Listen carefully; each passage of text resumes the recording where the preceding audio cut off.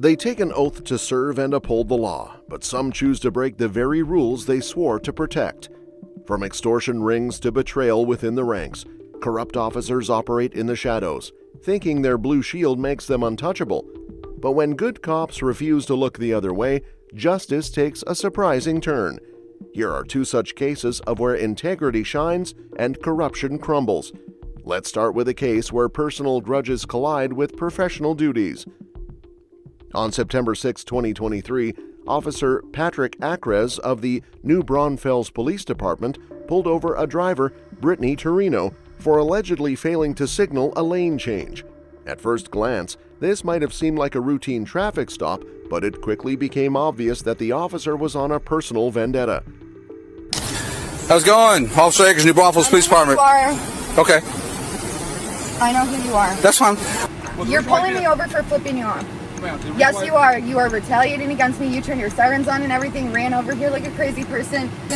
Okay, well, ma'am, the reason why you're being contacted is you failed to signal a lane change when you flicked me off. Okay. Okay, so go ahead and step out of the car. Please don't let, he's hurt me before. Please don't let him do anything to me, please. Please. Please, please, don't. I flipped him off because he's been illegal to me. All right, just put your line back.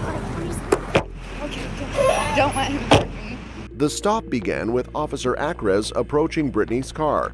His demeanor was authoritative, but Brittany immediately recognized him. Their prior history included an unlawful arrest that left her deeply traumatized. Brittany's instinct was clear: this was no ordinary traffic stop. "You're pulling me over for flipping you off," Brittany accused. Patrick tried to mask his intentions, claiming, "The reason you are being contacted is you failed to signal a lane change." Brittany wasn't buying it. She pleaded with the officer not to harm her, recalling the abusive treatment she endured previously. "Please don't let him do anything to me," she begged the other officers present at the scene. Despite Brittany's protests and the dubious nature of the alleged violation, Patrick placed her under arrest. You're under arrest for failed to signal lane change. I'm under arrest for failing to signal a lane change? Yes, ma'am. I'm under arrest for failing to signal a lane change? Yes, ma'am. Stay still. I'm sorry. You guys just know this is bullshit. You guys just know it is. You guys know it is. "You're under arrest for failing to signal a lane change," he stated coldly. Brittany was in total disbelief as she repeated that 2 times. The absurdity of arresting someone for a minor traffic violation, especially when the situation was all because of personal animosity, was glaring. Brittany's pleas turned to disbelief and outrage. "You guys just know this is BS. You know it," she exclaimed as she was handcuffed. What's that? Yeah, she has a driver's license, but... I'm gonna turn this off. No. Yeah, she has a driver's license, but...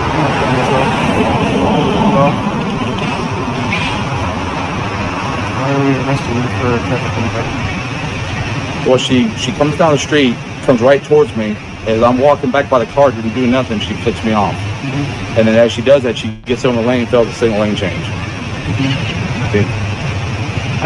You guys, it's going to be an issue? Huh? You think it's going to be an issue? Given your history, right? Yeah.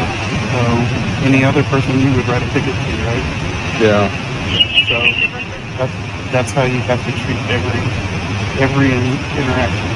Okay. So, if you would normally write a ticket to this person for this, just because that in the past you've done this, and this, right? This is something that you would normally write a ticket for, then let's write a ticket for. Yeah. You want me to go ahead and police it? Yes. Yeah. So, write the ticket, just fill it out. The turning point came when Sergeant Scott, Patrick's supervising officer, arrived at the scene. Brittany's cries for help had not gone unnoticed. Scott calmly asked him what was going on. Patrick explained the supposed violation, but his history with Brittany and the vindictive nature of his actions were clear. Scott was unimpressed. "You think this is going to be an issue?" he asked pointedly. "Any other person, you would write a ticket, right? That's how you have to treat every other interaction," Scott emphasized. The sergeant's firm stance put an end to Patrick's power trip. Instead of escalating the situation further, Scott instructed Patrick to write Brittany a citation and release her. Hi, Kayla. Okay, so I'm just wondering if you could answer a question for me. I can try. So there's this YouTube video online of an officer arresting a girl for failing to use her turn signal. Is he still employed?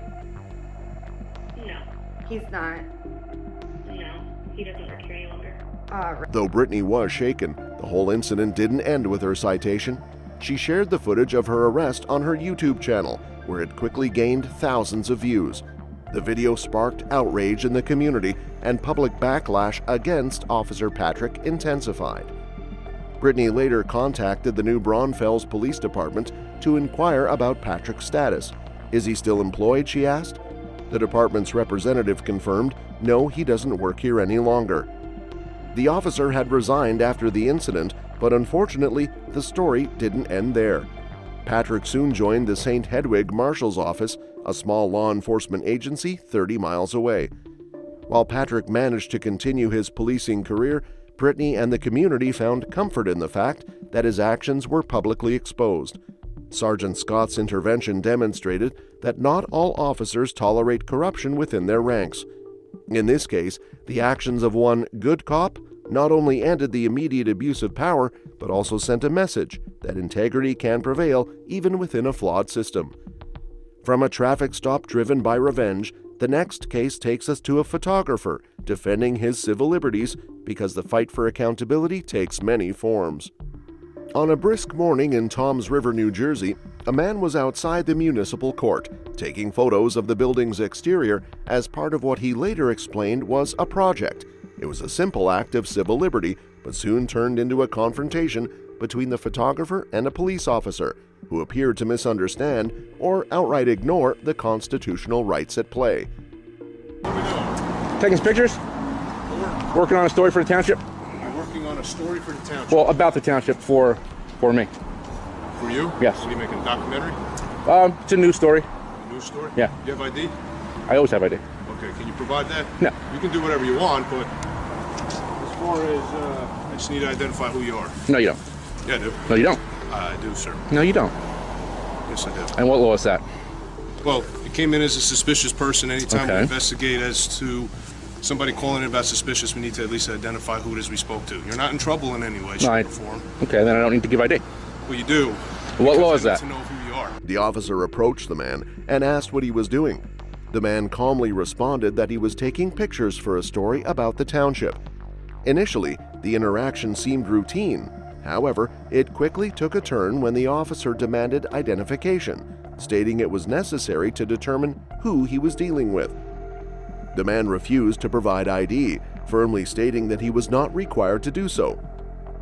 In response, the officer argued that he was investigating a report of a suspicious person and needed to confirm the man's identity.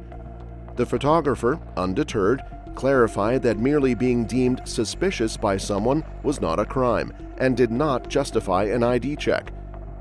What law is Because that? I need to know who you are. What law is I'm that? investigating a crime. It's actually called obstruction if you fail to provide Wrong. documentation. No, sir, Quote that's not wrong. quote that statute. I already Quote told you obstruction. what it is. No, apparently you don't. To you. Sir, look, I'm not looking. I have to commit an unlawful act and prevent you from performing your unlawful duty to be in Well, violation of yeah, obstruction. Currently, right now. So what's the unlawful act? Right now, it came in as a suspicious Okay, person. and what statute is suspicious? As the exchange grew more tense, the officer began making threats. He claimed that failure to provide identification constituted obstruction of justice. The photographer, well versed in his rights, countered that obstruction would only apply if he were interfering with a lawful duty, which he was not. He asked the officer to cite the specific statute that would make his actions illegal. The officer could not provide a clear answer, but continued to insist that the man was obligated to comply. And listen, again, if Okay, you fail well, to provide your documentation, you can be placed under arrest for You obstruction. think so? Oh, I know so. You know so. So I'm going to ask you again, can you please provide your documentation? Otherwise, you are going to be placed under arrest for obstruction. I got And you. here's the other problem. Now you lied to me, so now I have a concern as to whether you're being truthful and honest with me. Do you understand? Okay, well, If you're not I being find truthful and out- honest with me because you haven't quoted the law yet. Then I'm I don't required to need- show you sir, I I did. already explained to you what I need to Supervisor. do. If you fail to, there's actually a supervisor right there. Okay. Okay? And I don't need to have a supervisor anyway because I asked you for who you are. Well, I'm You lied asking to for a me about supervisor. Who you are, and I told I did you- not lie about who I am. explained to you what happens if you fail to provide documentation.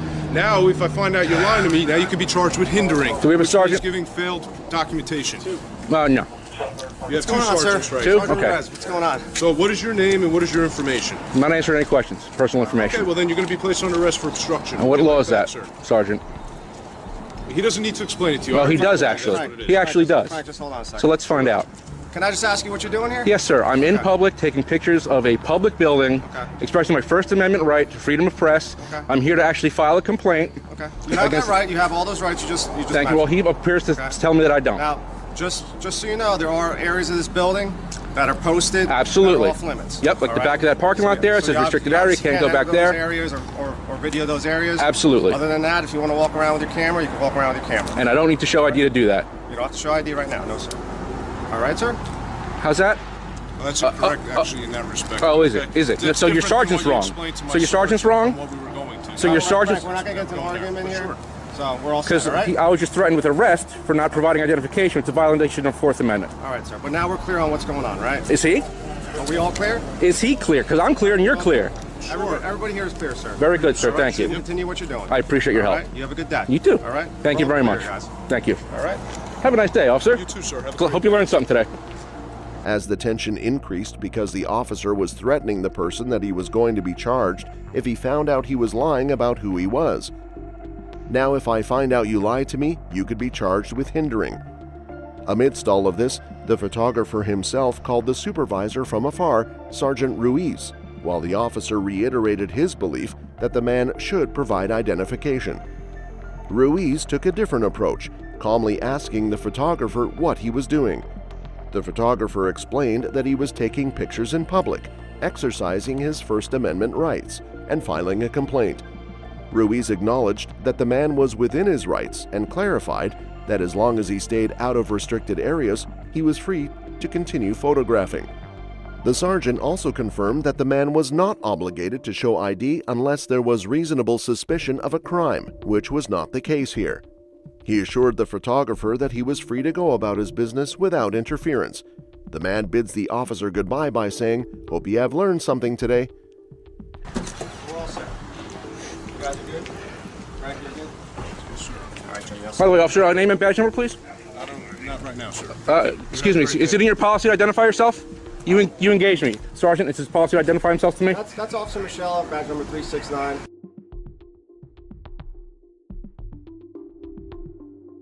Sergeant Ruiz, badge number 339. Appreciate it. Those officers' badge numbers and names? Oh, they didn't contact me. That's fine. All right. Thank you. I appreciate it.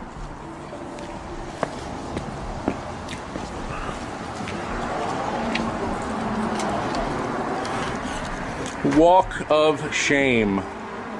Walk of shame. As the photographer came back after a while, he found that Sergeant Ruiz was providing further guidance to the group of officers present there on handling such situations in the future, as he asked them, "You guys are good? Frank, are you good?" With the matter resolved, the man now requested the names and badge numbers of both officers. The officer refused by saying, "I don't. Not right now, sir." But the man was quick to put him back in his line. "It is in your policy to identify yourself. You engaged me, Sergeant. This is policy." However, Ruiz provided them Officer Frank A. Moschella, badge number 369, and Sergeant Rue, badge number 339.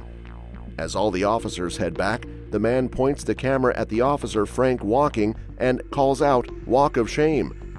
The video of the encounter, uploaded to YouTube, quickly went viral, sparking debates about First Amendment audits and the responsibilities of law enforcement.